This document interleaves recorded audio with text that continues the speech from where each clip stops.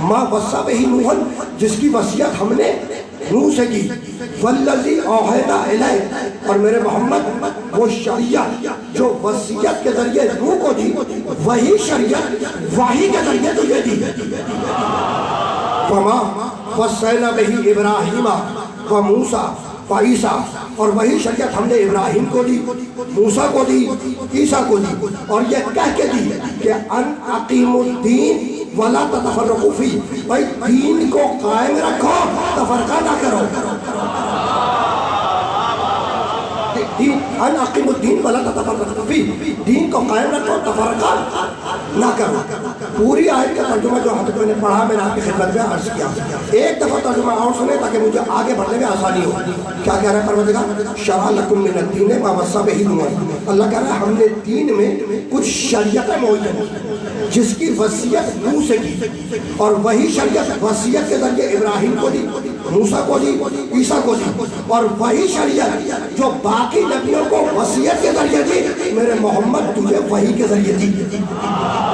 ٹھیک ہے نا؟ تو باقی نبیوں کو وہ شریعت وصیت کے ذریعے دی، اور محمد کو وہ شریعت وحی کے ذریعے دی۔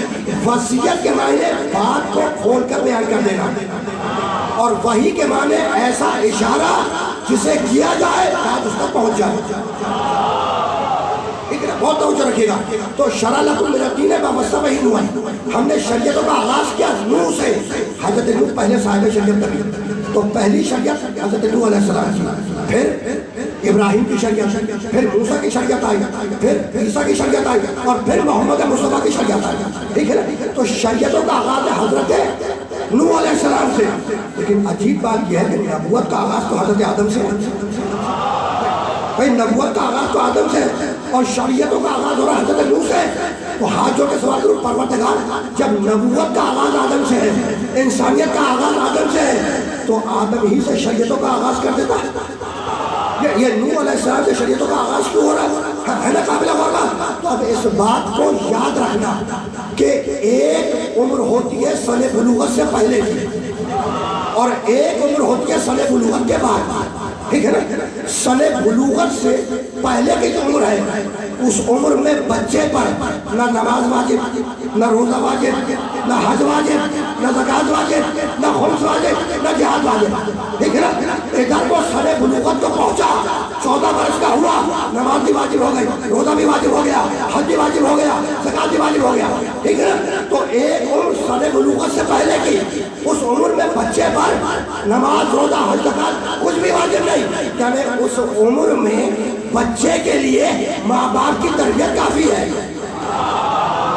وہ جو سن بلوغت سے پہلے کی عمر ہے، بچپنے کی عمر، اس عمر میں کوئی عبادت واجب نہیں، اس عمر میں فقط ماں باپ کی تربیت کافی ہے۔ اور ادھر وہ بلوغت کو پہنچا، 14 برس کا ہوا، اب نماز بھی واجب، روزہ واجب، حج واجب، سارے احکامات واجب ہوتے چلے۔ تو اس بات کو یاد رکھنا کہ عہد آدم کا زمانہ سن بلوغت سے پہلے کا زمانہ تھا۔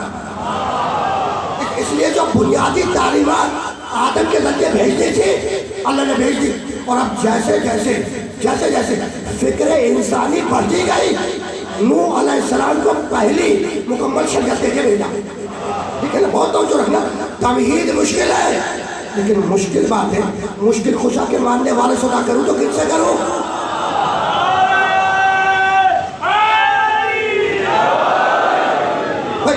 مجھے معلوم ہے کہ تمہید مشکل ہے، اور ابھی مشکل کشا کے صدقے میں حل ہو جائے گی، اور میں نے کہہ بھی دیا کہ مشکل باتیں مشکل کشا کے ماننے والوں سے نہ کروں تو کن سے کروں؟ اور تاریخ ہمیں یہی بتاتی ہے دوستوں کہ مشکلات میں اسے پکارو جو غریبوں اور مفلسوں کے پکارنے پر آ جائے، اسے نہ پکارو جو پیغمبر کے پکارنے میں بھی نہ آئے۔ تو اب رکنا نہیں ہے، بہت تیزی کے ساتھ آگے جانا ہے۔ اچھا، تو ایک عمر سن بلوغت سے پہلے کی کوئی احکامات واجب نہیں، بچپنے میں ماں باپ کی تربیت کافی ہے۔ ادھر وہ بلوغت کو پہنچا، نماز، روزہ، حج، زکوٰۃ سب کچھ واجب ہو گیا۔ تو عہد آدم بلوغت سے پہلے کا زمانہ تھا، جو بنیادی تعلیمات آدم کے ذریعے بھیجی تھی انسانیت کے نام، وہ اللہ نے بھیج دی۔ اور جیسے جیسے فکر انسانی ترقی کرتی گئی، تو اب نوح علیہ السلام سے مکمل شریعت کا آغاز ہوا۔ پہلی شریعت حضرت نوح علیہ السلام کی، پھر ابراہیم کی شریعت، پھر موسیٰ کی شریعت، پھر عیسیٰ کی شریعت، پھر خاتم النبیین کی شریعت، ٹھیک ہے نا؟ بہت توجہ رکھنا. کتنی شریعتیں ہو گئی؟ ابھی میں نے گنوایا کتنی ہوئی؟ 5 شریعتیں. 5. اب شریعت کا ہو، کانسٹیٹیوشن کا ہو، قانون کا ہو، نظام کا ہو، وہاں دیکھیے، ٹھیک ہے نا؟ تو شریعت کا آغاز حضرت نوح سے، اختتام محمد مصطفیٰ کا، ٹھیک ہے نا؟ تو اللہ نے تمہیں دیکھا درجات کیسے معین کیا. اللہ نے نوح سے شریعت کا آغاز کیا، پھر ابراہیم کی شریعت، پھر موسیٰ کی، پھر عیسیٰ کی، پھر خاتم النبیین کی. اس بات کو یاد رکھنا کہ درجات اللہ ہی معین کرتا ہے. رفیع الدرجات، وہ درجات کو بلند کرنے والا ہے، اس کا درجہ سب سے بلند ہے، ٹھیک ہے نا؟ اب یہ آیت کا ٹکڑا آ گیا سامنے. رفیع الدرجات، وہ درجات کو بلند کرنے والا ہے، اس کے درجات بلند ہیں. تو کائنات میں جو درجات معین کیے وہ کس نے کیا؟ اللہ نے کیے، ٹھیک ہے نا؟ تو اب ذرا سا درجات دیکھتے جاؤ اور پھر میں واپس نبی کلام کی آیت تک آ جاؤں گا. ایک آیت میرے زبان سے ادا ہو گئی، اس میں چاروں طرف سے جسٹیفائی کر دوں. دیکھو اللہ نے کائنات میں جو درجات معین کیے اس میں سب سے پست ہے جمادات. جمادات کسے کہتے ہیں؟ پتھر کو. بیٹا جمادات کسے کہتے ہیں؟ پتھر کو. تو پہلے نمبر پہ کیا ہے؟ جمادات پتھر. پتھر کی صفت کیا ہے؟ جدھر رکھ دیا وہاں رکھا رہے گا، جدھر بٹھا دیا وہاں بیٹھا رہے گا. پہلے نمبر پہ کیا ہے؟ جمادات پتھر. پتھر میں نہ حس ہے، نہ حرکت ہے، نہ حیات ہے، ٹھیک ہے نا؟ جہاں رکھ دیا وہاں رکھا رہے گا، 100 سال تک رکھا رہے گا، اور جہاں بٹھا دیا وہاں بیٹھا رہے گا. اب اس جمادات میں، پتھر میں ایک صفت کا اضافہ ہوا اگنے کا. وہ شکل اختیار کر گیا نباتات کی. نباتات کہتے ہیں درخت کو. نباتات کسے کہتے ہیں؟ درخت کو. اس پتھر میں ایک صفت کا اضافہ ہوا اگنے کا. وہ کیا بن گیا؟ درخت. درخت کی صفت کیا ہے؟ کبھی چٹیل میدانوں میں اگتا ہے تو کبھی بڑے بڑے پہاڑوں پہ اگتا ہے. تو پہلے پتھر پھر درخت. اور اب تیسرا نمبر، اس درخت میں بہت توجہ رکھنا، اس درخت میں، نباتات میں ایک صفت کا اضافہ ہوا چلنے پھرنے کا. وہ شکل اختیار کر گیا جانور کی. بھائی اس درخت میں چلنے پھرنے کا، وہ بن گیا حیوان، جانور. جانور کی صفت کیا ہے؟ خود کھائے، اپنے والے کو خود کھائے، اپنے والے کو کھلائے. پہلے نمبر پہ پتھر، اور اس درخت میں جب چلنے پھرنے کا اضافہ وہ بن گیا جانور. اور اس جانور میں ایک صفت کا اضافہ ہوا عقل کا، وہ بن گیا انسان. جانور میں ایک صفت کا اضافہ ہوا عقل کا، وہ بن گیا انسان. انسان کی صفت کیا؟ وہ تو بھوکا رہے، دوسروں کو کھلائے. دیکھو باتیں پہنچ رہی ہیں، جو میں کہہ رہا ہوں وہ تو پہنچ رہی ہے نا باتیں، بہت پہنچ رہی ہے. تو سب سے پست ہے پتھر، اس سے بلند درخت، درخت سے بلند حیوان، اور حیوان میں ایک صفت کا اضافہ ہوا عقل کا، وہ بن گیا انسان. کہ عقل آئی بھی تو چوتھی منزل پر.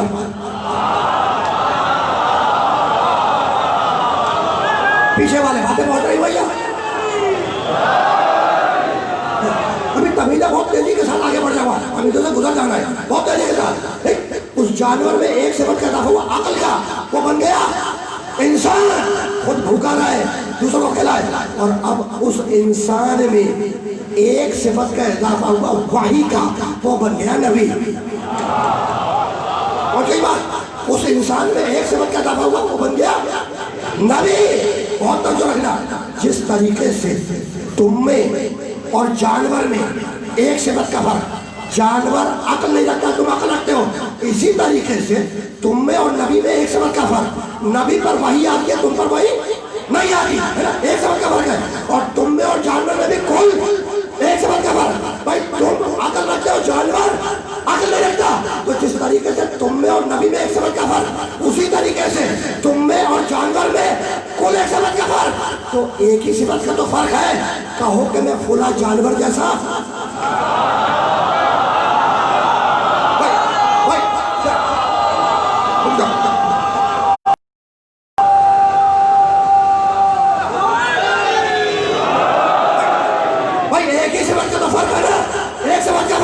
جس طرح تم میں اور نبی میں ایک صفت کا فرق، نبی پر وحی آتی ہے نہیں آتی، اسی طرح تم میں اور ایک صفت کا فرق. جانور عقل نہیں رکھتا، تم عقل رکھتے ہو، تو ایک ہی صفت کا فرق ہے نا. تو کہو کہ میں فلاں جانور جیسا تو ایک صفت کے فرق سے تم جانور جیسے نہ ہو، اور ایک ہی صفت کے فرق سے کائنات کا سب سے بڑا نبی تم جیسا ہو جائے،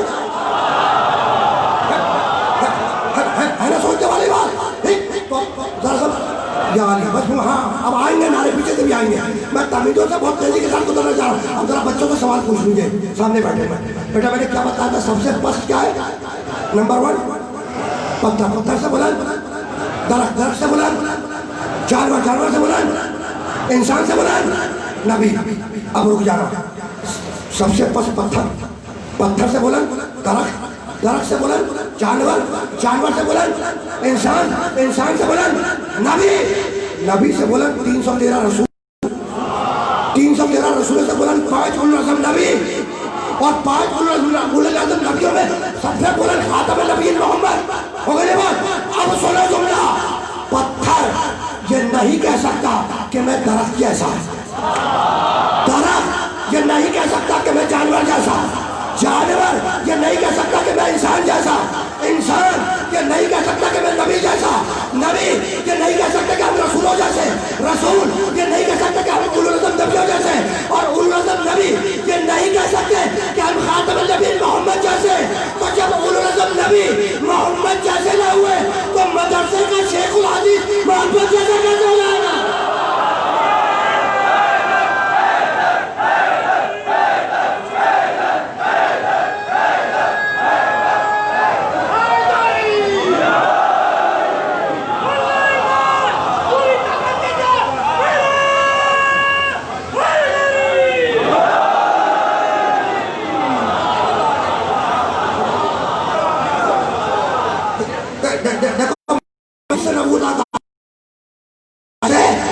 نبوت تک آ گیا. کہتے ہیں نا ہم محمد جیسے محمد، ہم محمد جیسے محمد، ہم جیسا. یہ جملہ تو بار بار تم نے سنا ہوگا، کتابوں میں پڑھا بھی ہوگا. ہم محمد جیسے محمد، ہم جیسا. کبھی کسی نے آگے بڑھ کے یہ دعویٰ کیا کہ ہم علی جیسے علی ہم جیسا؟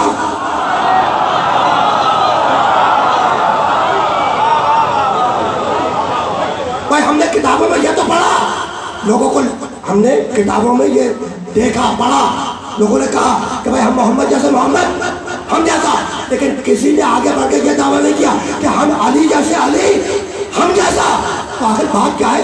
تو بات تو اتنی ہے کہ میرا محمد ہے عین رحمت، رحمت رحمت محمد صلی اللہ کا اللہ رحمت للعالمین. تو میرا محمد ہے عین رحمت، رحمت رحمت. تو یہاں تو وقتی طور پہ نظر انداز کیے جانے کی گنجائش تھی، لیکن اگر کہہ دیتے نا کہ ہم علی جیسے علی ہم جیسا تو مقابلے پہ مرحب ہے. اب مار کے آنا ہوگا، بھاگنا نہیں ہوگا.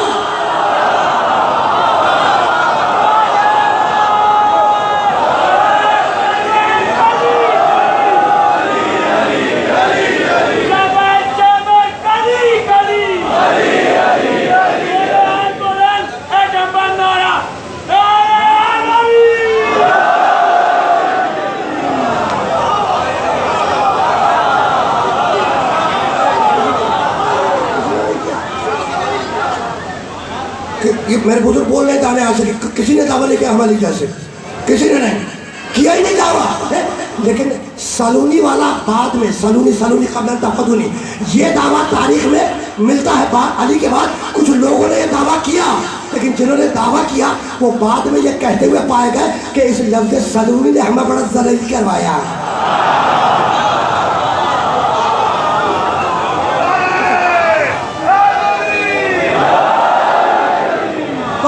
رکنا نہیں ہے، رکنا نہیں ہے. یہ تو ایک تمہید و جملہ آ گیا، میں کہہ کے آگے بڑھ گیا. مجھے اس مرحلے میں رکنا نہیں ہے، جانا ذرا سا آ گیا. اور میں کہہ چکا ہوں کہ مشکل باتیں ہیں، مشکل باتیں ہیں. اور مشکل باتیں تم سے نہ کروں تو کن سے کروں؟ بھائی مشکل باتیں باب مدینہ العلم کے ماننے والوں سے نہ کروں تو کیا ابو جہل والوں سے کروں؟ ٹھیک ہے نا. تو اب رک جاؤ، بچوں کو بھی ساتھ ساتھ لے کے چلنا ہے، بچوں کو دور تو نہیں چھوڑنا ہے نا، ساتھ ساتھ لے کے چلنا ہے. اب ذرا سا پھر 1 دقیقہ دو مجھے تاکہ بچوں سے بات ہو جائے. اچھا بھائی، تو شریعتیں کتنی ہیں؟ کہاں سے آغاز ہے؟ حضرت نوح سے آغاز ہے نا.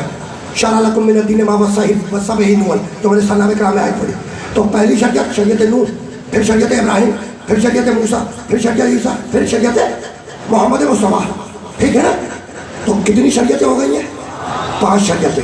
ٹھیک، ابھی میں اولو العزم کہہ کے گیا تھا، اولو العزم نبی، ٹھیک ہے نا، کہہ کے گیا تھا نا ابھی اولو العزم نبی. بیٹا اولو العزم کسے کہتے ہیں؟ اولو العزم ہے نا سوال. اولو العزم نبی 5 ہیں، 5. اولو العزم کہتے ہیں کسے؟ تو اب اس بات کو یاد رکھنا کہ جو بگڑے ہوئے معاشرے میں اللہ کی شریعت کو نافذ کرے اسے کہتے ہیں اولو العزم. جو بگڑے ہوئے معاشرے میں اللہ کی شریعت کو نافذ کرے اسے کہتے ہیں اولو العزم. ٹھیک ہے نا. نوح سے آغاز ہے، شریعت نوح، شریعت ابراہیم، شریعت موسیٰ، شریعت عیسیٰ، ابھی شریعت خاتم النبی ہے. بیٹا کتنی شریعتیں ہو گئی؟ 5 شریعت. ٹھیک، اب میں ہاتھ جوڑ کے سوال کروں کہ مالک یہ 5 الگ الگ شریعت بھیجنے کی ضرورت کیا تھی؟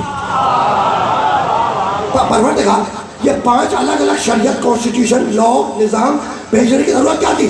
پہلے دن سے ایک ہی شریعت بھیج دیتا اور قیامت تک آنے والے انسان اسی شریعت پر عمل کرتے چلے جاتے. ہے نا سوال؟ تو یہ 5 الگ الگ شریعت بھیجنے کی ضرورت کیا تھی؟ پہنچ گئی بات؟ تو بچوں تم لوگ یاد رکھنا، یہ میں مثال دے رہا ہوں بچوں کے لیے تاکہ ان کے دماغ میں راسخ ہو جائے بات. پھر سن لو سوال. 5 الگ الگ شریعت، کانسٹیٹیوشن بھیجنے کی ضرورت کیا تھی؟ پہلے دن سے ایک ہی شریعت بھیج دیتا اور قیامت تک آنے والے انسان اسی شریعت پر، قانون پر، کانسٹیٹیوشن پر، نظام پر عمل کرتے چلے جاتے. ہے نا سوال؟ ہے. تو تم نے اپنے بچے کے لیے بازار سے کپڑا خریدا. ٹھیک، بچے سنے اور بچوں کے والد بھی سنے، ڈیڈی بھی سنے. ٹھیک ہے نا. بچوں کو سنا رہا ہوں، ڈیڈی سنیں گے، بچوں کے ذریعے بچے کے والدین بھی سنے. تم نے اپنے بچوں کے لیے بچے کے لیے بازار سے کپڑا خریدا. خریدنے کے بعد جو شہر کا بہترین درزی تھا تم نے اسے دے دیا سلنے کے لیے. ٹھیک ہے. جب وہ لباس سل کر تیار ہو گیا تو تم نے وہ لباس اپنے بچے کو پہنا دیا. ہو گیا نا بات؟ 2 سال کے بعد وہ لباس تمہارے بچے کو چھوٹا پڑ گیا. اب اسے پھر نئے لباس کی ضرورت ہے. پیچھے والے پہنچ گئی بات؟ رکے رہنا جملہ حاضر کرنا ہے. تو لباس سل کر تیار ہو گیا. جب تیار ہو گیا تم نے وہ لباس اپنے بچے کو پہنا دیا نا. 2 سال کے بعد وہ لباس اس بچے کو چھوٹا ہو گیا. اب اسے نئے لباس کی ضرورت ہے نا. سلوایا، سل گیا، بچے کو پہنا دیا. 2 سال کے بعد وہ لباس بھی چھوٹا ہو گیا. ٹھیک ہے نا. اسے پھر نئے لباس کی ضرورت ہے. تم نے پھر لباس سلوایا. 2 سال کے بعد پھر وہ لباس بچے کو ہو گیا نا. تو بہت توجہ رکھنا بھائی. لباس سلوایا، لباس چھوٹا ہو گیا. تو اس میں قصور کس کا تھا؟ کپڑے کا قصور تھا؟ نہیں، کپڑے کی کوئی تقسیم نہیں تھی. تم نے بہترین کپڑا خریدا تھا. اچھا، کیا درزی کا قصور تھا؟ نہ، درزی کی کوئی تقسیم نہیں تھی. اس نے بہترین سیا تھا. بات کل اتنی ہے کہ اب وہ لباس بچے کے قد کے قابل نہیں رہا.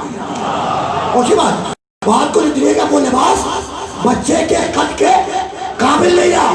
تو جیسے جیسے بچے کا قد بڑھتا جائے گا لباس بدلتا جائے گا. یہ بات بہت ہی پیچھے والے کا. جیسے جیسے بچے کا قد بڑھتا جائے گا لباس تبدیل ہوتا جائے گا. تو شریعت لباس ہے، عقل انسانی اس کا قد ہے. پہنچ گئی بات؟ بھائی تم نے لباس سلوایا، بچے کو پہنا دیا. 2 سال کے بعد وہ لباس چھوٹا ہو گیا نا. تم نے پھر لباس سلوایا. 2 سال کے بعد وہ لباس بھی چھوٹا ہو گیا. پھر لباس چاہیے. کیوں؟ اس لیے جیسے جیسے بچے کا قد بڑھتا جائے گا لباس تبدیل ہوتا جائے گا. تو شریعت لباس ہے، عقل انسانی اس کا قد ہے. جیسے جیسے عقل انسانی کا قد بڑھتا جائے گا شریعتیں بدلتی جائیں گی. جیسے جیسے عقل انسانی کا قد بڑھتا جائے گا شریعتیں بدلتی جائیں گی. پہنچ گئے بات؟ اچھا، اب ایک منزل آتی ہے کہ جب انسان کا قد بڑھنا رک جاتا ہے. چاہیے نہیں بھائی، ایک منزل آتی ہے. ابھی تو بچہ تھا نا، قد نکال رہا تھا. ایک منزل آئی کہ جب انسان کا قد بڑھنا رک گیا. جب قد بڑھنا رک گیا اب جو لباس سلوایا تم نے وہ مرتے وقت تک کام آتا ہے. جب انسان کا قد بڑھنا رک گیا اور اب جو لباس تم نے سلوایا اس کے بدن پہ چست ہوا، اب وہ مرتے وقت تک کام آتا ہے. تو آدم سے عیسیٰ تک عقل انسانی کا قد بڑھتا گیا، شریعتیں بدلتی گئی، اور محمد تک پہنچنے کے بعد عقل انسانی اپنے عروج پہ آ گئی کمال پر، تو آخری شریعت شریعت محمد بھیجی، اب وہ قیامت تک انسانوں کے ساتھ جائے گی۔ پہنچ گئی یہ بات، ٹھیک ہے نا؟ اب روکوں گا اس مرحلے پر۔ یہ تھا شریعتوں کا ارتقا۔ یہ کیا تھا؟ Evolution in constitution, what we call it evolution in constitution۔ Evolution ارتقا کو کیا کہتے ہیں بیٹا؟ ارتقا کو انگلش میں کہتے ہیں ایوولوشن، ٹھیک؟ تو evolution in constitution, am I right؟ بس وہ کہہ رہے ہیں نا، یہ تو شریعتوں کا ارتقا۔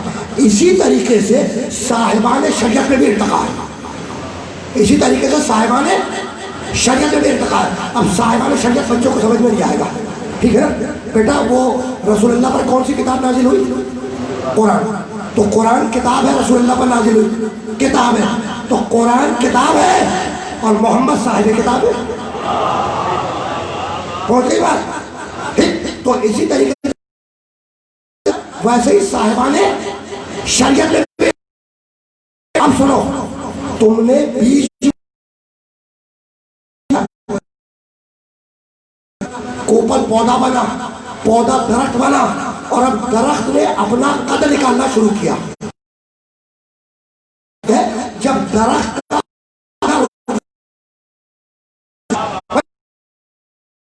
کوپل پودا بنا، پودا درخت بنا، درخت نے قد نکالنا شروع کیا، ٹھیک ہے؟ ایک منزل آتی ہے کہ درخت کا بڑھنا رک جاتا ہے۔ اچھا، تو درخت کا قد بڑھنا رک گیا، کیا درخت کی ترقیاں بھی رک گئی؟ نہیں، ترقیاں نہیں رکی۔ اب طول میں ترقی نہیں ہوگی، اب عرض میں ترقی ہوگی۔ شاخیں نکلیں گی، پتے آئیں گے، ٹہنیاں آئیں گی، پھل آئیں گے، پھول آئیں گے۔ تو اب یاد رکھنا کہ آدم سے محمد تک طول کی ترقی ہے، اور محمد سے مہدی تک عرض کی ترقی ہے۔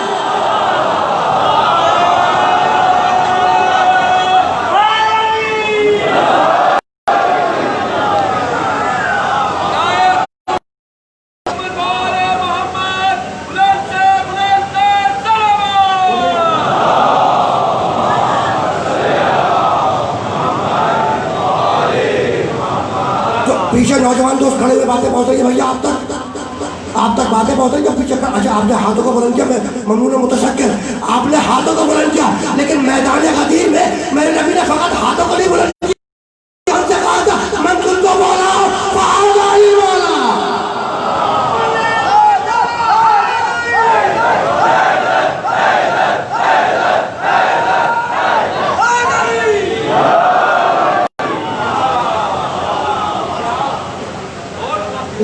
یہ کلے ابھی جانا وہی ہے، پیچھے سے جو ہاتھ بلند ہوئے نا وہ اس بات کی نشاندہی کر رہے ہیں کہ مجھے وہیں پہنچ رہا ہے، جانا وہی ہے، لیکن ذرا سا تمیزیں استوار ہو جائیں۔ اور ظاہر کے ادھر سے کل ایمان نعرہ بھی آ گیا۔ کون سا نعرہ ہے یہاں سے؟ کل ایمان، ٹھیک ہے نا؟ کل ایمان، یعنی جو کل ایمان کا باپ ہو اس کے ایمان پہ لوگ شک کرتے ہیں۔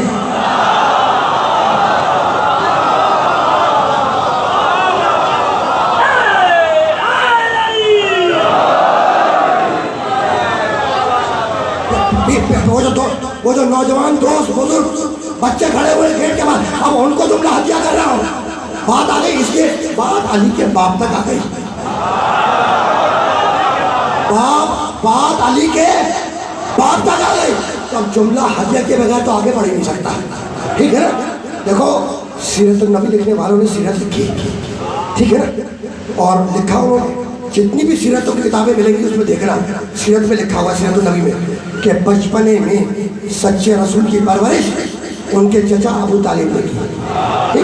بریکٹ میں لکھتا ہے، بریکٹ میں، لیکن انہوں نے کلمہ نہیں پڑھا۔ یاد دلاتا ہے آپ کو کہ آپ بھول نہ جائیں، ٹھیک ہے نا؟ اچھا، تفسیریں اٹھا کے دیکھو، تفسیریں عالم اسلام کی اٹھا کے دیکھو، بہت سو میں تمہیں مل جائے گا۔ تفسیر کے حاشیے میں بھی میں نے خود پڑھا ہے، بہت سی تفسیروں میں حاشیے میں جب وہ نبی کی سیرت بیان کرتا تو لکھتا ہے کہ بچپنے میں سچے رسول کی پرورش ان کے چچا ابو طالب نے کی۔ بریکٹ میں لکھے گا انہوں نے کلمہ نہیں پڑھا۔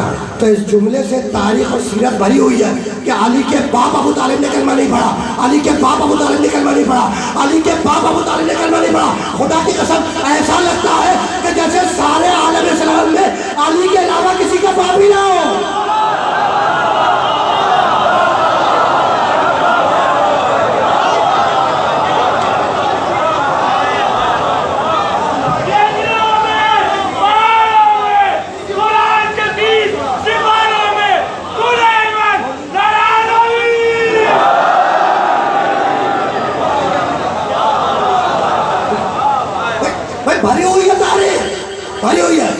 علی کے باپ ابو طالب نے کلمہ نہیں پڑھا، علی کے باپ ابو طالب نے کلمہ نہیں پڑھا، علی کے باپ ابو طالب نے کلمہ نہیں پڑھا۔ بھائی علی تو خوش نصیب ہے کہ انہیں معلوم تو ہے کہ ان کے باپ ابو طالب ہیں۔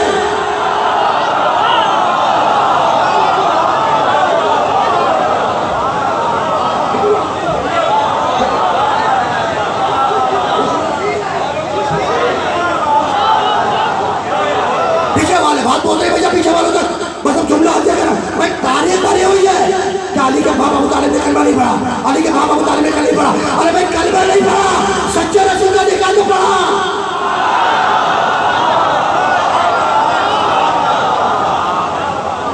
بھائی کلمہ نہیں پڑھا، علی کے باپ ابو طالب نے کلمہ نہیں پڑھا، لیکن رسول کا نکاح تو پڑھا۔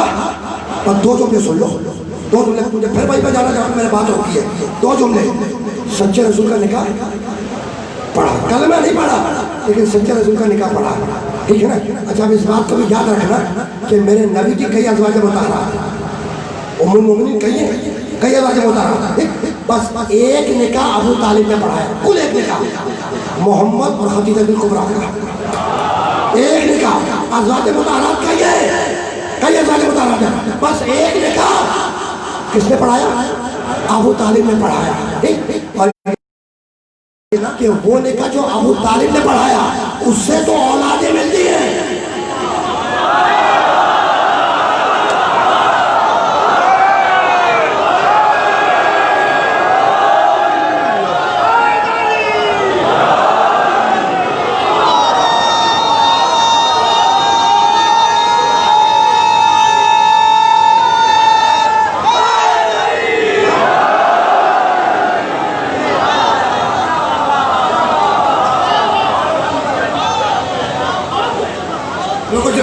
جناب مولانا بھی مسکرا رہے ہیں، ٹھیک ہے نا؟ علی کے باپ کا ذکر سن کے ان کے چہرے پہ بھی مسکراہٹ آ گئی۔ خدا کی قسم یہی تو ان کے مومن ہونے کی دلیل ہے۔ بھائی یہی تو مولانا کے اور آپ سب کے مومن ہونے کی دلیل ہے۔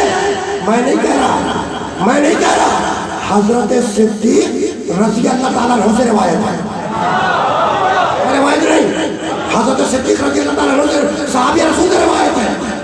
جانتے ہو کسی نے پوچھ لیا حضرت صدیق رضی اللہ تعالیٰ عنہ کہ آپ زمانے رسول میں مومن اور منافق کی پہچان کیسے کرتے تھے؟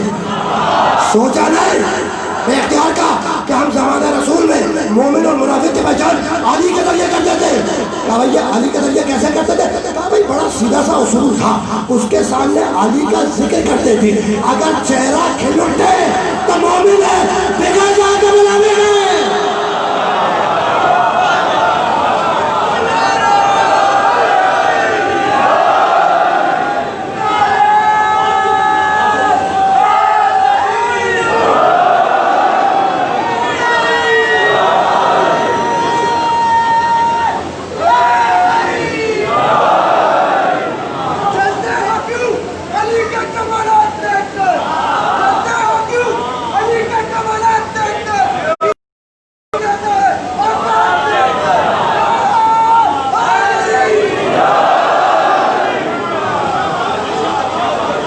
پیچھے والے شامل باتیں پہنچ رہی، میری دوست کو تشریف فرما ممنون ہو تو سکے بہت تیزی کے ساتھ جو ہاتھ بدل کر وہی جا رہا ہے، وہی جانا ہے بھیا، منزل میری وہی ہے۔ جو آپ ہاتھوں سے اشارہ کر رہے ہیں نا، میری منزل بھی وہی ہے، اور منزل ایک ہی ہوتی ہے، 15-25 نہیں ہوتی۔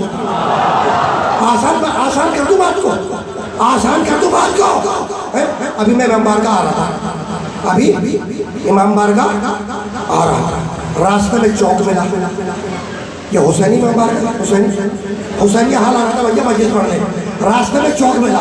جب میں چوک، جب کراچی میں تو بہت چوک سمجھتے ہو چوراہا، کراچی میں تو بہت چوراہے، آ رہا تھا حسینیہ ہال، راستے میں ایک چوراہا پڑ گیا، چوراہا جانا 4 راستے نکلتے ہو، ایک سامنے جاتا ہو، ایک پیچھے جاتا ہو، ایک دائنے جاتا ہو، ایک بائیں جاتا ہو۔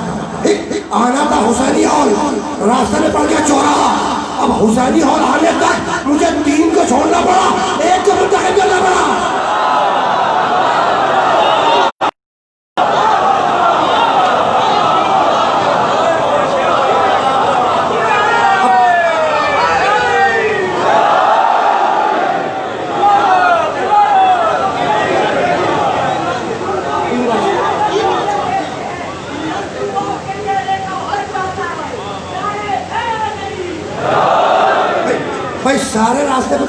چل سکتا نا آدمی. تو میں سمجھ گیا ہوں مجھے جانا وہی جو ہاتھ اٹھانے وہاں تک جانا وہی ہے. لیکن اب 2-4 جملے تو مجھے خطبے نے کہا کہ جملے 2 ہتھیار کرنے پڑیں گے, 2 لفظ سے. علی کے باپ ابو طالب نے کلمہ نہیں پڑھا لیکن سچے رسول کا نکاح پڑھا. جتنی بھی تاریخیں ہیں یہ خطبہ نکاح کے الفاظ جو ہے جو ابھی پڑھنے جا رہا ہوں عبارتیں میں, یہ برادران اہل سنت نے بھی اپنی کتابوں میں لکھا, برادران اہل تشیع نے بھی کتابوں میں لکھا, تاریخ میں محفوظ ہے جو پڑھنے جا رہا ہوں. رسول خدا ٹھیک ہے اور جناب خدیجہ کا نکاح ہو رہا ہے. کون پڑھا رہا ہے؟ حضرت ابو طالب. ٹھیک, ابو طالب بیٹھے بھتیجے محمد کا نکاح پڑھانے کے لیے. خطبہ نکاح کا آغاز ہو رہا ہے. بسم اللہ الرحمن الرحیم الحمدللہ الذی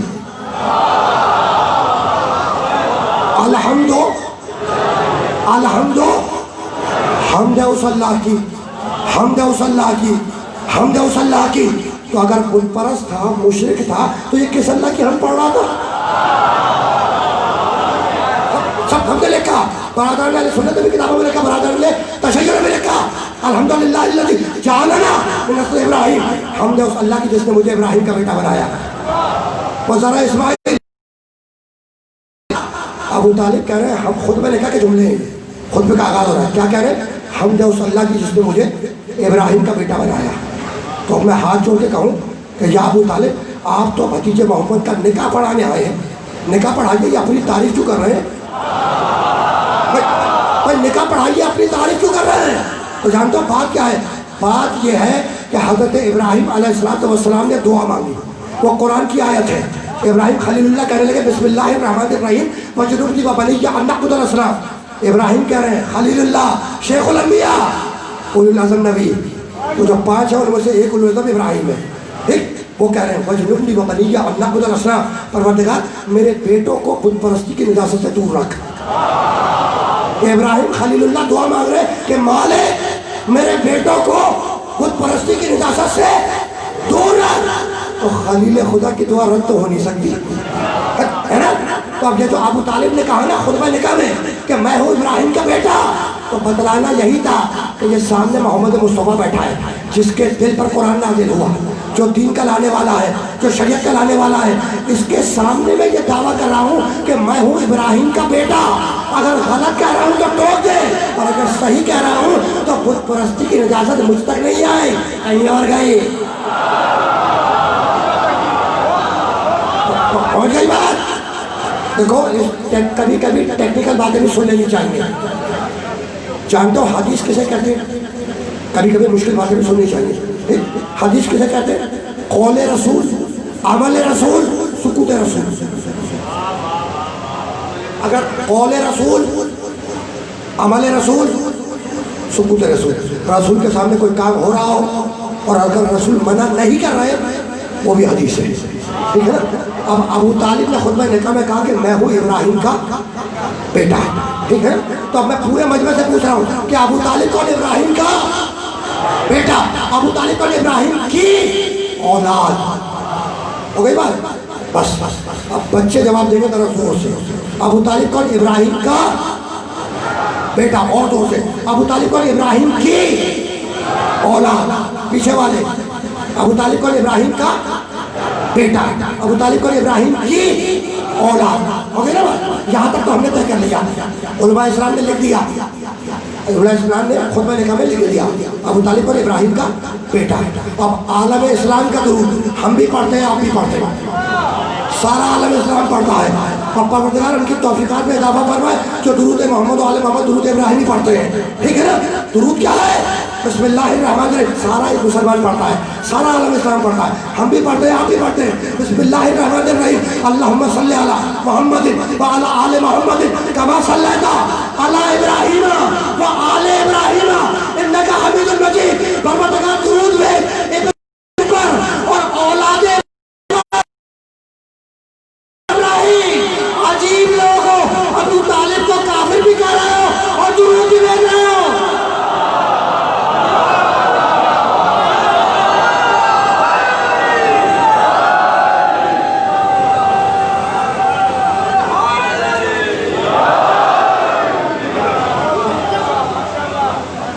اب دیکھو میں نے شریعت پہ بات ہوگی ہوئی دین و شریعت، مجھے جانا وہی ہے، لیکن اب بات علی کے باپ تک آ گئے تو جی چاہ رہا ہے کہ ایک آدھ آیتیں بھی سنا دو، ایک آدھ آیتیں.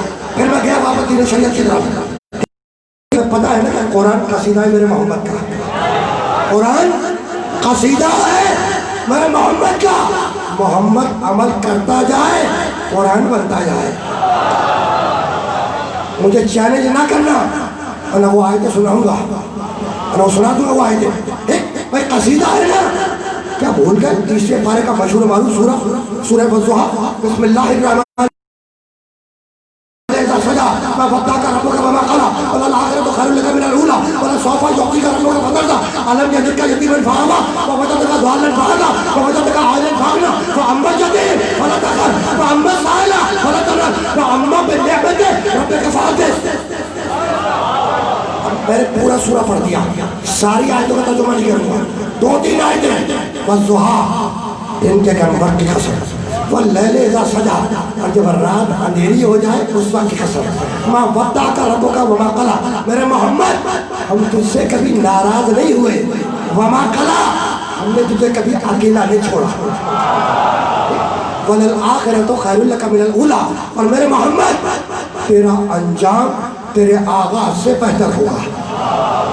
ولسوف یعطیک ربک فترضی، اور میرے حبیب ہم تجھے اتنی نعمتیں عطا کریں گے کہ تو ہم سے راضی ہو جائے گا. یہاں تک آ گئے. اور اب اس کے فوراً بعد کیا ہے، یہ آیت ہدیہ کرنا ہے. عالم یجدک یتیما فآوی، میرے محمد ہم نے تجھے یتیم پایا تو تجھے اپنی آغوش میں لے لیا. کون کہہ رہا ہے؟ کون کہہ رہا ہے؟ اللہ کہہ رہا ہے. سورہ میرے محمد ہم نے تجھے یتیم پایا تو تجھے اپنی آغوش میں لے لیا، تیری پرورش کی. تو اللہ قرآن میں کہے کہ یتیمی میں پرورش کرنے والا میں، اور ساری تاریخیں کہیں کہ یتیمی میں پرورش کرنے والا ابو طالب.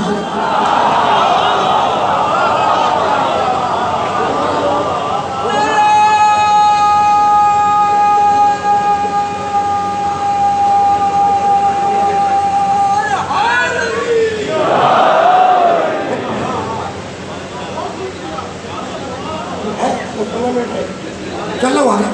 اور مجھے تو ہاتھ بلند کیا تھا، وہاں تک جانا ہے. جانا کہاں تک ہے؟ وہ جو ہاتھوں کو بلند کیا تھا وہ پیچھے والوں نے. عالم یجد کا یتیما فآوی، میرے حبیب ہم نے تجھے یتیم پایا. میرے محمد، میرے طٰہٰ، میرے یاسین، میرے مزمل، میرے مدثر. اے کالی کملی والے، عالم یجد کا یتیما فآوی، میرے محمد ہم نے تجھے یتیم پایا تو تجھے اپنی آغوش میں لے لیا، تیری پرورش کی. ٹھیک ہے نا؟ تو اللہ قرآن میں کہا یتیمی میں پرورش کرنے والا میں. کس سے ہو گئی بات؟ انا وکفل الیتیم کہا رسول کہہ رہے کہ میں اور یتیم کی پرورش کرنے والا قیامت میں جنت میں ساتھ ہوں گے، ساتھ. تو میں ہاتھ جوڑ کے کہوں کہ یا رسول اللہ آپ بھی تو یتیم تھے. اللہ کے رسول آپ بھی تو یتیم تھے. اللہ کے رسول آپ کی بھی تو کسی نے پرورش کی. کہا کہ ہاں میں یتیم تھا اور میری کسی نے پرورش کی. تو اللہ کے رسول دامن وقت میں اتنی گنجائش نہیں ہے کہ میں پھر واپس دین و شریعت کی طرف جاؤں جو آیتیں میں نے شروع میں پڑھی ہے. لیکن علی تک جانے کے لیے راستے تو ہے. بھائی کہیں سے بھی جاؤ ہر راستہ علی تک لے جائے گا. خلوص نیت کے ساتھ کہیں سے بھی جاؤ، امامت سے جاؤ، خلافت سے جاؤ، تصوف سے جاؤ،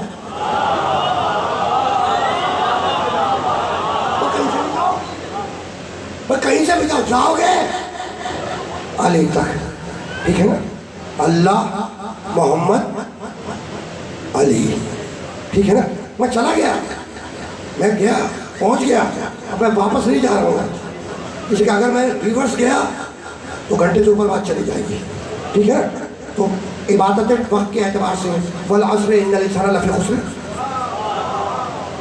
عبادت وقت کے اعتبار سے ہے نا، وقت ہر عبادت کا اپنا ایک الگ وقت ہے، ٹھیک ہے نا. بھائی صبح کی نماز 2 رکعت صبح کے وقت میں پڑھنی، اگر تم صبح کی نماز 2 رکعت شام میں پڑھ دو گے تو قبول ہوگی؟ نہیں ہوگی، ٹھیک ہے نا. ظہرین، ظہر اور عصر، وہ اگر ظہرین کی نماز مغربین کے ٹائم پہ پڑھ دو قبول ہوگی؟ نہیں ہوگی. اچھا مغربین رات کی نماز سے سورج غروب ہونے کے بعد اگر ظہرین میں پڑھ دو دن کی نمازوں کے ساتھ قبول ہوگی؟ تو عبادت وقت کے اعتبار سے، ٹھیک ہے نا. اچھا ظہرین مغربین کی تو سمجھتے ہیں نا، ظہر اور عصر کو ملا کے کہا ظہرین، مغرب اور عشاء کو ملا کے کہا مغربین، ٹھیک ہے نا. مجھے اجازت دیتے ہو کہ میں ظہر اور مغرب کی ملا کے کہوں ظہرین؟ نہیں. کیوں؟ اس لیے کہ ایک دن کی نماز ہے، ایک رات کی، دونوں کا ملانا لگے. اچھا اجازت دو کہ میں عشاء اور عصر کو ملا کے کہہ دوں مغربین؟ نہیں کہہ سکتا. کیوں؟ اس لیے کہ ایک دن کی نماز ہے، ایک رات کی، دونوں کا مزاج لگے، ہے نا. تو ہم نے ظہر اور عصر کو ملا کے کیا دونوں دن کی نمازیں، دونوں کا مزاج ایک ہے، دونوں دن کی ہے نا، تو دونوں کو ملا کے کہا ظہر عصر کو ظہرین، ٹھیک. مغرب عشاء رات کی نمازیں ہیں، دونوں رات کی ہیں، دونوں کو ملا کے کہا مغربین، ٹھیک ہے. یہ بین وہاں لگتا ہے جہاں مزاج ایک ہو. انی تارک فیکم الثقلین، انی تارک فیکم الثقلین، میں تم میں ثقلین، 2 برابر کی وزن چیزیں چھوڑ کے جا رہا ہوں، ٹھیک ہے. تو یہ بین کہاں لگتا ہے جہاں پہ مزاج ایک ہو. اب سمجھ میں آیا کہ حسن اور حسین کو ملا کے کہا حسنین.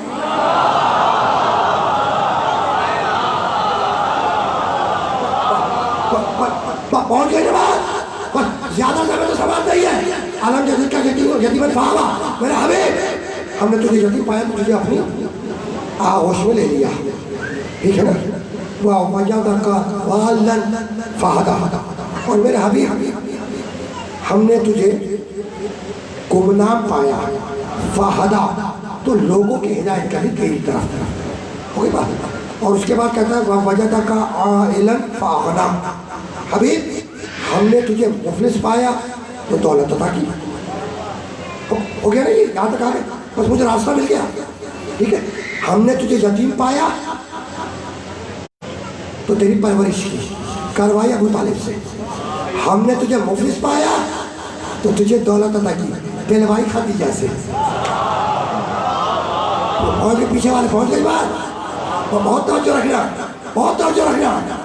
پروردگار کہتا ہے آیات میں کہ ہم نے تجھے یتیم پایا تو تیری پرورش کی، کروائی کس سے؟ ابو طالب سے. پھر کہتا ہے وَوَجَدَكَ عَائِلًا فَأَغْنَىٰ، درمیان کی آیت میں نے چھوڑ دی. وَوَجَدَكَ عَائِلًا فَأَغْنَىٰ، ہم نے تجھے مفلس پایا تو تجھے دولت عطا کی، دلوائی کس سے؟ خدیجہ سے. تو یتیمی میں پرورش کرنے والا ابو طالب اور مفلسی میں دولت دینے والی خدیجہ، دونوں کا احسان ہو گیا میرے نبی پر یا نہیں؟ تھوڑا سا والیوم تیز کروا دیں، تیز کر دیں، اس کو ذرا بوسٹ دے دیں تاکہ مجھے طاقت زیادہ نہ لگنی پڑے، مجھے ذرا سا کمزوری محسوس ہوتی ہے. تھوڑا سا بوسٹ دے دیں، تھوڑا سا، ٹھیک ہے نا. پیچھے والے بات آوازیں پہنچ گئی میرے محترم صاحب، بس میں پہنچ گیا، میں پہنچ گیا اس مقام تک، ٹھیک. کہنے لگا ہم نے یتیمی میں پرورش کی، میرے نبی ہم نے یتیم میں تیری، کہتا ہے مفلسی میں تجھے دولت کی، دلوائی کس سے؟ خدیجہ سے، ٹھیک. تو یتیمی میں پرورش کرنے والا ابو طالب، مفلسی میں دولت دینے والی خدیجہ، دونوں کا احسان ہو گیا یا نہیں؟ ہو گیا نا. تو مالک احسان تو ہو گیا، ابو طالب کا بھی احسان تیرے محمد پر، اور خدیجہ کا بھی احسان تیرے محمد پر. اور مالک تو کہتا ہے حل جزاء الاحسان بدلہ احسان ہے. تو مالک کا بدلہ کیا دے گا؟ کیا گھبراؤ مت، خدیجہ کی بیٹی کو فدیت کا باغ دوں گا، ابو طالب کے بیٹے کو امامت کے تاج دوں گا.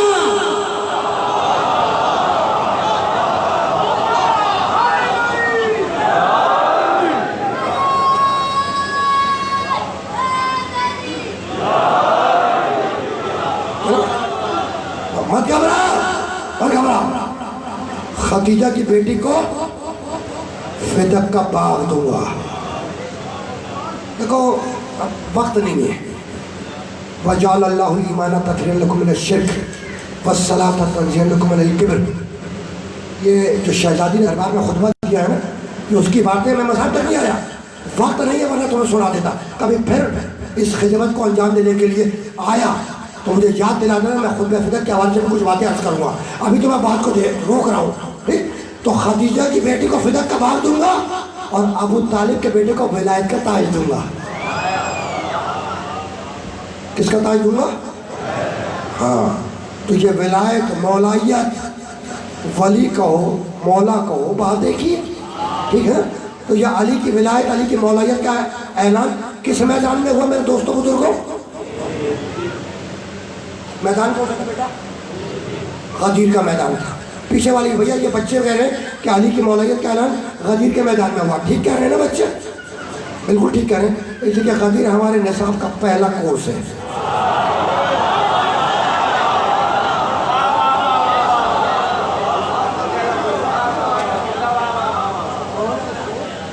مجھے چیلنج نہ کرنا ورنہ پھر آئے تو سنا دوں گا. ٹھیک ہے. اب تو میں لے آیا.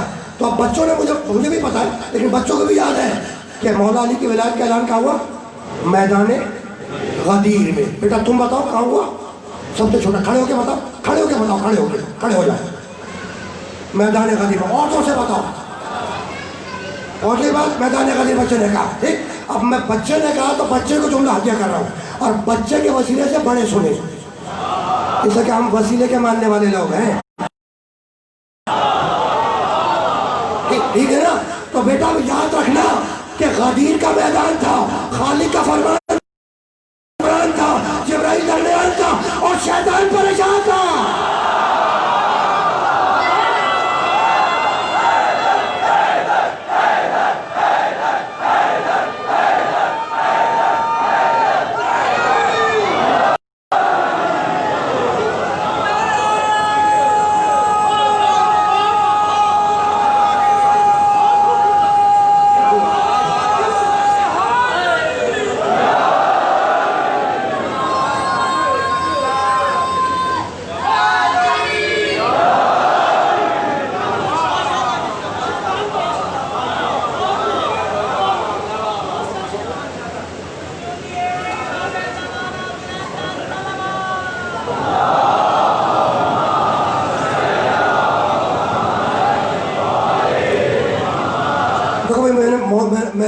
مولانا سے بھی میں نے پوچھ لیا کہ شیطان پریشان تھے یعنی کہا بالکل پریشان تھا علی کی ولایت سے. تو بیٹا کیا یاد کرایا میں نے آج صبح؟ غدیر کا میدان تھا، خالق کا فرمان تھا، نزول قرآن تھا، جبرائیل درمیان تھا اور کون پریشان تھا میرے دوستوں بزرگوں؟ بس اب آپ سمجھ رہے ہوں گے کہ میں نے خوش کرنے کے لیے خطابتی جملہ کہہ دیا کہ شیطان پریشان تھا. خطابتی جملہ ہے مولانا، خطابتی جملہ تو ہے نا. اور آدمی کو یعنی علمی طور پہ بھی خطابی طور پہ بھی تیاری کر کے ممبر پہ آنا چاہیے. صحیح ہے نا.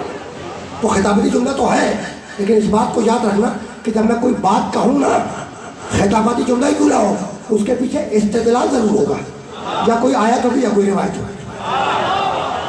تو ذہن میں رکھنا کہ خطابتی جملہ صحیح لیکن اگر کوئی جملہ کہو تو اس کے پیچھے رسول کی روایت ہوگی یا قرآن کی آیت ہوگی.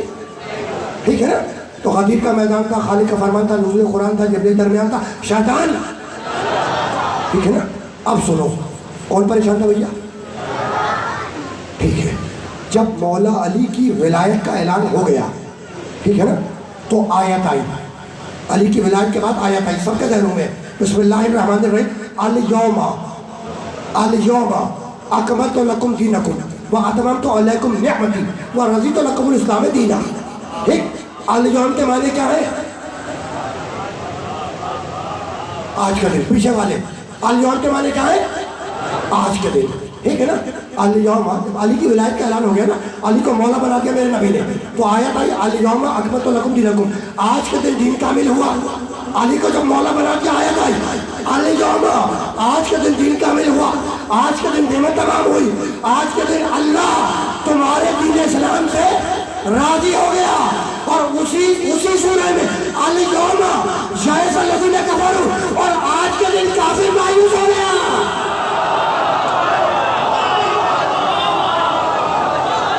اسی سورہ میں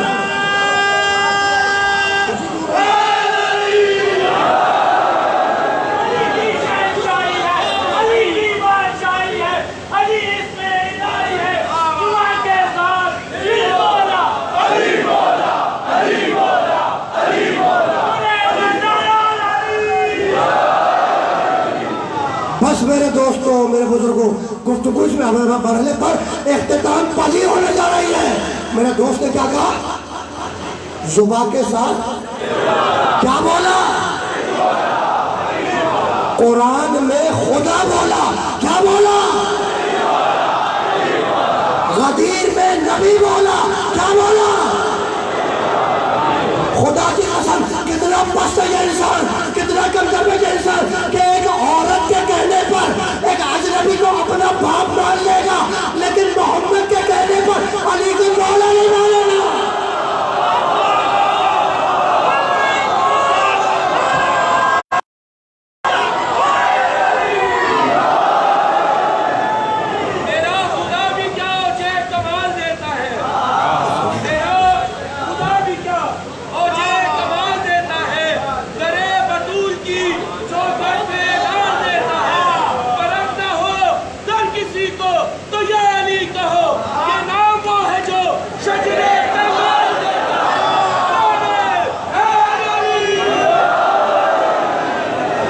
بس عزیزوں، گفتگو اس مرحلے پر اختتام پذیر ہونے جا رہی ہے۔ علی کی ولایت کے بعد آیت آئی الیوم اکملت لکم دینکم واتممت علیکم نعمتی ورضیت لکم الاسلام دینا۔ آج کے دن کامل ہوا، آج کے دن نعمت تمام ہوئی، اور آج کے دن اللہ تمہارے دین اسلام سے راضی ہو گیا۔ تو دین کامل ہوا اعلان ولایت علی سے، اور دین کی حفاظت ہوئی خون حسین ابن علی سے۔ بس عزیزوں، گفتگو میرے مولا حسین ابن علی تک آ گئی۔ تمہیں یاد ہوگا کہ 11 محرم کو، عصر عاشور کے بعد 11 محرم کو محمد مصطفیٰ کی نواسیوں کے سروں سے چادریں چھین لی گئی۔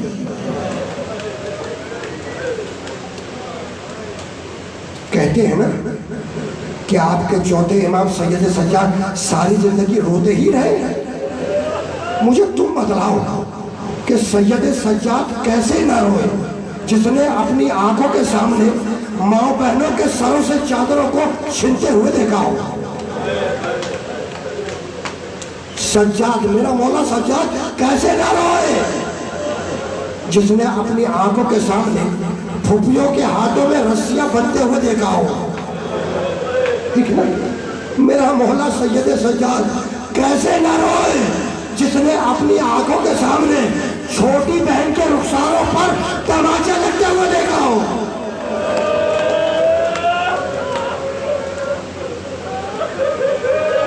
میرا 12واں امام زیارت ناحیہ میں کہتا ہے السلام علی الدماء السائلات، سلام ہو کربلا کے بعد بہتے ہوئے خون پر۔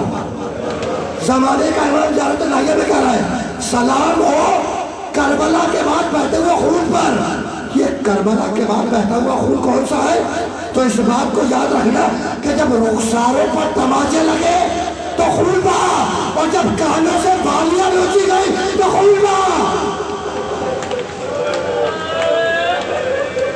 اجرکم اللہ، اجرکم اللہ۔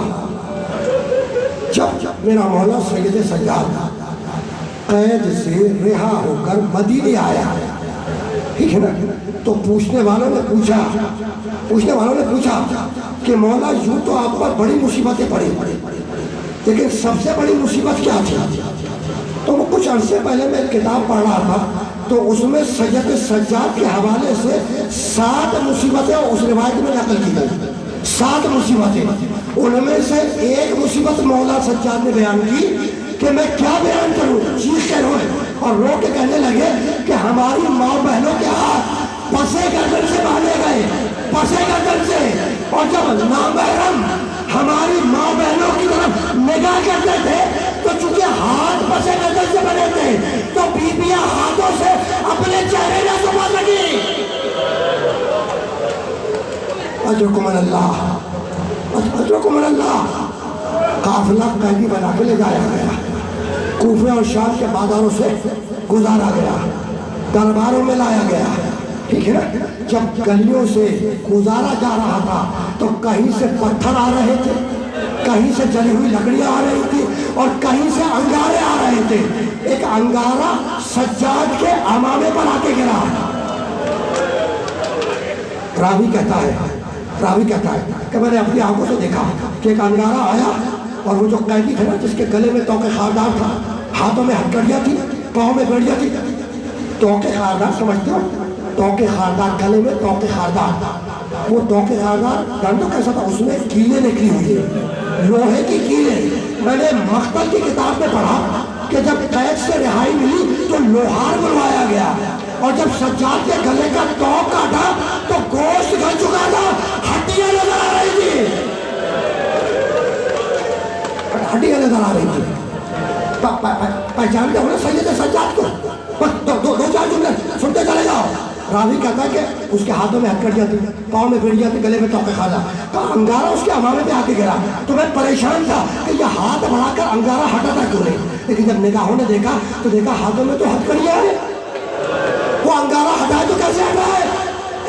قافلہ اور آگے بڑھا، زندان شام میں منتقل ہوا، قید خانے میں۔ اور دو جملے تم نے گر دیا کیا؟ مجلس تمام ہو گئی۔ قافلہ زندان شام میں منتقل ہوا۔ اب مقتل کے الفاظ ہیں کہ زندان شام میں ایک رات آئی کہ سارے قیدی تھک کر سو رہے تھے، سب سو رہے تھے۔ آدھی رات کے بعد کا واقعہ ہے، مقتل کے الفاظ ہیں، سب سو رہے ہیں۔ ایک مرتبہ علی کی بیٹی زینب نے اپنے سر پر کسی کا ہاتھ محسوس کیا، اس ہاتھ پر ہاتھ رکھا، دیکھا کہ ننھا سا ہاتھ ہے، چھوٹا سا ہاتھ ہے، سمجھ کر کہ یہ سکینہ کا ہاتھ ہے۔ پکار کے کہنے لگی، بیٹی سکینہ تو قید خانے کے اندھیرے میں کسے تلاش کر رہی ہے؟ کہا پھوپھی اماں میں اپنے بابا حسین کو تلاش کر رہی ہوں۔ پھوپھی اماں میں اپنے بابا حسین کو تلاش کر رہی ہوں۔ تمہیں معلوم ہے نا کہ سکینہ باپ کے سینے پہ سونے کی عادی تھی؟ شہزادی سکینہ کو اس وقت تک نیند نہیں آتی تھی جب تک وہ اپنے باپ کے سینے پہ سر رکھ کے نہ سوئے۔ یاد آیا وہ واقعہ جب شام غریبہ کے اندھیرے میں سکینہ کو نیند آئی تو چلی مقتل کی طرف اور پکارتی ہوئی چلی کہ بابا مجھے اپنے سینے پہ سلا لو بابا۔ مقتل کہتا ہے کہ کٹے ہوئے لاشے سے آواز ہے، الیہ الیہ یا بنیہ۔ سکینہ باپ کے لاشے میں پہنچی، سینے پہ سونے کی عادت تھی نا، میرے حسین کے سینے پر اتنے تیر پیوست تھے کہ سکینہ سر رکھ کے نہ سو سکی، قدموں پہ سر رکھ دیا۔ بس آخری جملہ، زندان شام میں رات آئی، ہاتھ پر ہاتھ رکھا، تو کہا کہ کہا بیٹی سکینہ کسے تلاش کر رہی ہے؟ کہا پھوپھی اماں اپنے بابا حسین کو تلاش کر رہی ہو۔ کہا سکینہ تمہارا بابا تو میدان کربلا میں شہید ہو گیا۔ کہا نہیں پھوپھی اماں نہیں، میرا بابا ابھی یہیں موجود تھا، اور میرا بابا اکیلا نہیں تھا، ان کے ساتھ ایک بزرگ تھے، ان کے ساتھ ایک بوڑھی عورت تھی، ان بزرگ نے گود میں بٹھایا، جو بوڑھی عورت تھی انہیں مجھے پیار کیا اور رو کے کہنے لگی بیٹی سکینہ اب تیرے کانوں کا درد کیسا ہے؟ بیٹی سکینہ اجرکم اللہ، بیٹی سکینہ اب تیرے کانوں کا درد کیسا ہے؟ یہ کہہ کے سکینہ نے رونا شروع کیا، شہزادی زینب نے تھپکیاں دی کہ شاید بچی کو نیند آ جائے۔ ایک بی بی آگے بڑھی، سکینہ کو گود میں لیا کہ شاید اسے نیند آ جائے، بچی کو نیند نہیں آئی۔ اب مقتل لکھتا ہے کہ میرا بیمار امام سید سجاد زنجیروں کا لنگر تھام کے آگے بڑھا اور پکار کے کہے گا لائے پھوپھی اماں لائے، شاید سکینہ کو میرے پاس نیند آ جائے۔ سکینہ سجاد کی گود میں آئی، کچھ دیر کے بعد سکینہ کو نیند آ گئی۔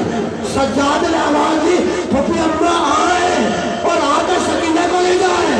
زینب آگے بڑھی، سکینہ کو گود میں لیا اور ایک جملہ کہا بیٹا سجاد انا للہ و انا الیہ راجعون، مادام حسین۔